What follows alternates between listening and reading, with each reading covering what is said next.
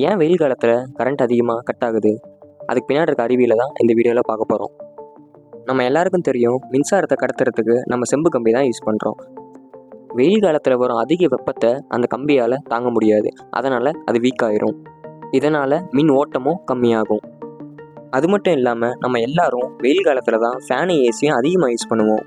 அதனால் மின்னோட்டம் ரொம்ப அதிகமாயிரும். எல்லா மின் கம்பிகளுக்கும் குறிப்பிட்ட அளவு தான் கெப்பாசிட்டி இருக்கும். இதனால் ஷார்ட் சர்க்கியூட் ஆகிறதுக்கும் நிறைய பிரச்சனைகள் வரத்துக்கும் வாய்ப்பு அதிகம். நம்ம எல்லாருக்கும் தெரியும், தண்ணி யூஸ் பண்ணி மின்சாரம் எடுக்கிறோன்னு. ரிசர்வாயர், டேம் இது ரெண்டுலேருந்துமே நம்ம மின்சாரம் எடுக்கிறோம். இந்தியாவில் 22% மின்சாரத்தை நம்ம தண்ணியிலிருந்து தான் எடுக்கிறோம்.